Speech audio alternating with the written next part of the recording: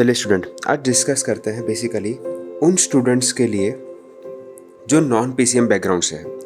मैं पहले ही बता दूं कि ये वीडियो के लिए 3 चीज़ें आप डेफिनेटली ध्यान रखना। पहली चीज़ है stick to your strategy. End moment पे ऐसा नहीं है कि मैंने बोल दिया और आपने अपनी स्ट्रेटेजी बदल दी, बट आपको लगता है कि हाँ ये स्ट्रेटेजी फॉलो करने से मेरा रिजल्ट ज़्यादा आ सकता है, तो ही आप ये स्ट्रेटेजी और ये तरीका यूज़ करना, पहली चीज़। दूसरी चीज़ ये है कि ये सिर्फ लास्ट मोमेंट प्रिपरेशन के लिए यूज़ करना ये तरीका, ठीक है। काफ़ी बार कुछ जो ट्रिक्स होती है वो लास्ट मोमेंट पे ही बताई जाती है, क्योंकि उसमें रिस्क भी ज़्यादा होता है और अगर आप जीत गए तो आउटपुट भी ज़्यादा होता है, ठीक है। और लास्ट थिंग है कि ये जो पीसीएम वाले हैं, ठीक है, जिनका मैथ्स एज अ सब्जेक्ट है, वो लोग भी दे सकते हैं, उनको भी हेल्प करेगी, बट ये चीज़ों का ध्यान रखना। अब ये जो मैं तरीका बता रहा हूँ ना, वो ऐसा है कि लगा तो सीधा 6 और नहीं लगा तो कैच आउट, सिंपल सी बात है, ठीक है। तो चलिए डिस्कस करते हैं कि ऐसा क्या तरीका है जो अगर लग गया तो डेफिनेटली आपका सीधा 6 जाएगा या फिर आप क्लीन बोल्ड हो जाओगे, ठीक है। बट अपने खुद का विजडम भी यूज़ करना है इसमें और ये तरीका यूज़ करना, ठीक है।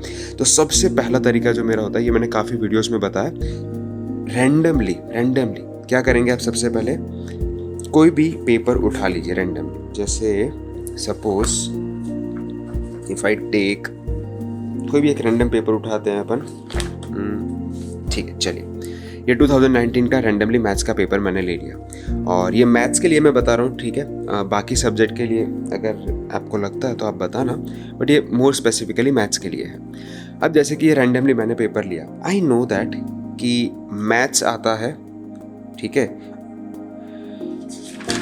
कितने क्वेश्चंस हैं? 120 क्वेश्चंस होंगे, है ना। हाँ 120 क्वेश्चंस ही हैं, ठीक है। सो 120 क्वेश्चंस हैं, ठीक है इसमें, और आपको सिर्फ और सिर्फ 25% लाना होता है। 25% में आप पास हो जाओगे। तो मैं उनके लिए बता रहा हूँ जिनको मैथ्स टफ लगता है और उनको एनडीए क्लियर करनी ही है।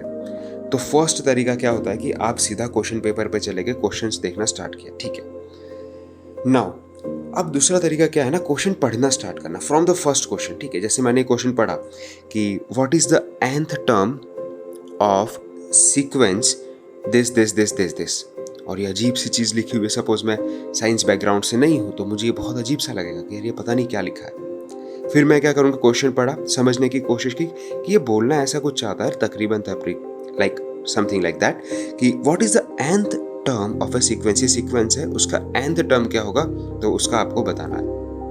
तो मुझे समझ लो बिल्कुल भी नहीं आता है, मैं एकदम कॉमर्स बैकग्राउंड, आर्ट्स बैकग्राउंड से मुझे कुछ भी नहीं आता है। तो मैं क्या करूँगा, पहला स्टेप, क्वेश्चन समझ लिए, now I will try to understand the solution, ठीक है। तो मैंने सॉल्यूशन समझना स्टार्ट किया। अगर मुझे ये सॉल्यूशन समझ में आ जाता है, ठीक है, इजीली समझ में आता है, तो मैं पहले तो इसको इजी कैटेगरी में डाल दूंगा कि हाँ ठीक है, ये क्वेश्चन मेरे को समझ में आ गया। अच्छा, दूसरी चीज होगी कि मान लीजिए मैं सेकंड क्वेश्चन पे आया। सेकंड क्वेश्चन मैंने रीड किया, when I have read this question then I saw that कि अच्छा ये x है, 1 2 3 इसके अंदर आता है, r एक रैशनल नंबर है ऑन x, ठीक है, और ये कुछ सेट्स बना के दे दिए हैं। Then which one of the following is correct, तो इसमें से कौन सा करेक्ट होगा। अगेन मुझे मान लीजिए कुछ भी नहीं आता, then what I will do, I will read this. अब यहाँ पे क्या हो रहा है ना, रिफ्लेक्सिव, सिमेट्रिक, ट्रांजिटिव, ये वर्ड ही मुझे नहीं पता, समझ लो। तो इसको मैं डाल दूंगा कि मीडियम कैटेगरी, क्योंकि यहाँ पे मुझे थोड़ा सा अप्रोच रखना पड़ेगा, ठीक है। और ये क्वेश्चन मैं रीड करूंगा, अगर इन लोगों ने यहाँ पे समझाया है व्हाट इज रिफ्लेक्सिव तो अच्छी बात है, नहीं समझाया तो मैं इसको मीडियम कैटेगरी में रख के मैंने इस क्वेश्चन को यहाँ पे इजी लिख दिया, यहाँ पे मीडियम लिख दिया। समझ में आ रहा है। वैसे मैंने थर्ड क्वेश्चन रीड किया। वैसे आप 120 क्वेश्चन रीड करेंगे। कुछ क्वेश्चन होंगे जो आपको बिल्कुल भी समझ में नहीं आएंगे। सपोज मान लीजिए कुछ क्वेश्चन है ऐसे रैंडमली, लेट मी टेक कि ऐसा कोई क्वेश्चन है, ठीक है, चलो ये तो ईजी है वैसे। ऐसा कोई क्वेश्चन है, ये भी इजी है, बहुत सारे क्वेश्चन इजी मिल जाते हैं आपको, मैं स्टूडेंट बता दूं। अच्छा चलो ये क्वेश्चन है, ठीक है, ये क्वेश्चन है, देखने से बहुत टफ लग रहा है। अगेन मैंने कहा था कि देखने से जज मत करो, एक बार उसे रीड करो एटलीस्ट वंस। तो आपने ये क्वेश्चन पढ़ा कि इक्वेशन है, इसमें x cos प्लस ये समथिंग लिखा है, और आपने पूरा पढ़ा एंड यू रियलाइज कि आपने जब सॉल्यूशन देखा ना तो अभी आपको समझ में नहीं आया, तो आप इसको डालोगे हार्ड कैटेगरी वाले क्वेश्चन में। तो सबसे पहले जितने भी 120 क्वेश्चंस हैं उसको आप इजी, हार्ड, मीडियम में डिवाइड कर दो अपने हिसाब से। Okay, then you will realize कि 40% क्वेश्चन आपको तो सिर्फ 25% क्वेश्चंस करने हैं 25 मार्क्स लाने के, राइट। 40% जैसे क्वेश्चंस आपके इजी, मीडियम कैटेगरी में मिल ही जाएंगे, नो डाउट इन दैट। आपका लेवल कुछ भी है, 40% क्वेश्चंस आप निकाल लोगे इजी और मीडियम कैटेगरी में। तो ये आपका स्टेप नंबर 2 हो गया, ठीक है। तो स्टेप नंबर 2 में ही मैंने बहुत सारी चीज़ें बता दी कि आपने सॉल्यूशन देखा नहीं देखा, ठीक है। अगर आपने सॉल्यूशन देखा और वो इजी समझ में आ गया तो आप इजी में डालिए, थोड़ा सा डिफिकल्ट लग रहा है तो मीडियम में डालिए, और जो बिल्कुल नहीं समझ में आ रहा है उसको हार्ड कैटेगरी में डाल दिया, ठीक है। अब उन क्वेश्चंस को आप टिक कर लीजिए। आप नो डाउट आप इजी, मीडियम करोगे तो टिक हो जाएगा। उन क्वेश्चंस को आप टिक कर लीजिए। यही वो क्वेश्चन है जो आपको एग्जाम में करके आने हैं। समझ में आई बात? अच्छा, यहाँ तक आप पहुँच गए। अब ऐसे तकरीबन ज़्यादा नहीं, ऐसे 120, ठीक है, 120 क्वेश्चंस होते हैं एक पेपर में। ऐसे 5 से 10 क्वेश्चन 10 पेपर कर लीजिए, लास्ट 5 to 10 पेपर्स, ठीक है। और लास्ट 5 साल के भी कर सकते हो, तो 5 साल के करोगे तो आपको 10 पेपर मिल जाएंगे, और लास्ट के 2-3 साल के करोगे तो आपको 5-6 पेपर हो जाएंगे। तो आई विल इंसिस्ट कि आप लास्ट के 5 साल के पेपर कर लो, 10 पेपर ऐसे कर लो। इसके अलावा कुछ भी मत करो, अभी बहुत कम टाइम है ना, इसके अलावा कुछ भी मत करो। ये करने के बाद जिस में आपको लगता है कि मान लीजिए ये थोड़ा सा मैं सेट्स के बारे में जान लूँगा ना, तो ये क्वेश्चंस मेरे लिए बहुत ईजी हो जाएंगे। तो सिर्फ और सिर्फ उन्हीं की थियरी पढ़ो, सिर्फ और सिर्फ उन्हीं की थियरी, ठीक है। वो थियरी पढ़ने के बाद, ठीक है, वो थियरी पढ़ने के बाद वापस यही क्वेश्चंस रिपीट करते रहो, बार बार यही क्वेश्चंस को रोज देखते रहो।